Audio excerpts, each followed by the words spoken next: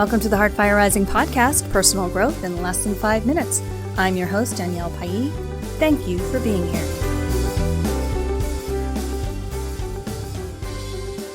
Today's topic is measuring well-being. So, in executive coaching, it's a little bit different. An executive coach will go into an organization and they're looking at improving employee retention, workplace satisfaction, and productivity. They want to save the company money or help the company make more money through these organizational coaching and changes. Personal coaching one-on-one is a little bit different. And I'm sharing this with you because regardless of whether you work with a coach or decide to make lifestyle changes on your own, there are tools that you can use that can help you. So what are these measures? The first obvious one is, have you met your goal? If a client comes to me and they want to write a book, or they want to lose weight and adopt a healthy lifestyle, if they want to learn new skills in order to change careers. At the end of the coaching sessions, have they met their goal or are they on track for meeting that goal, making steady progress that goes beyond the coaching? But as a positive psychology coach, kind of the CPU going on in the back of my brain is always asking, are you happy? Are you living in alignment with your values? Have you found your purpose? So oftentimes at the beginning of a coaching agreement, I will send optional assessments. And that helps me get to know the client, and that also helps them really identify what it is they want. And these will be questions around relationships, career satisfaction, financial satisfaction, physical and mental health, their overall well-being. I might ask them to take an emotional intelligence self-survey. How would you rate your stress tolerance levels, your emotional self-awareness, problem solving, things such as that. Or I might give them a values list and ask them to pick what values on this list are the most important to you, where if they're not in your life, you're not happy.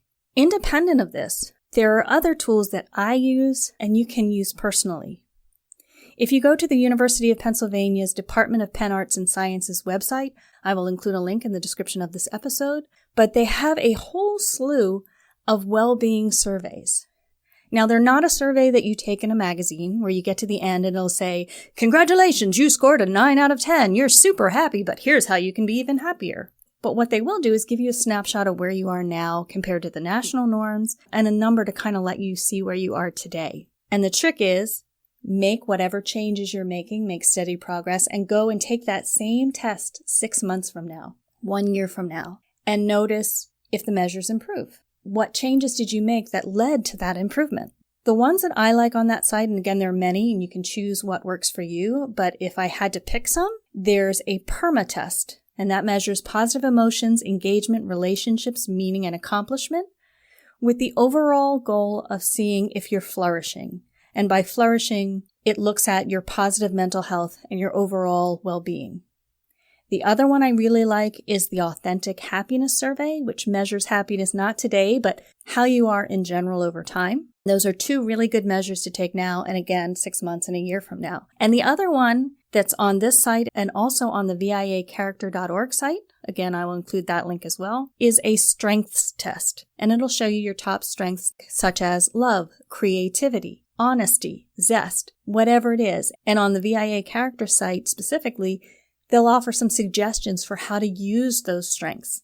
And when I work with clients, I'm bringing in some of those tools for them to work with when we work together. That one is not as critical for you to go back and retake, but it really is a good tool to hone in on what's important to you and how to use those strengths. I just threw a lot at you. So today's action item, should you choose to do it, visit the University of Pennsylvania site and choose a couple of tests. I personally would pick the PERMA, the Authentic Happiness, and the VIA Strengths. And the PERMA and Authentic Happiness I would take again in 6 months. So get out a calendar and actually mark when you're going to take it again. So one note, if you've taken these tests before and you're taking it now in light of COVID, you can expect some of those life satisfaction numbers to go down a little. And that's normal. And just know that that's normal. And that's not going to be where you are forever. As always, thank you for joining me. Until next time, take care of yourself.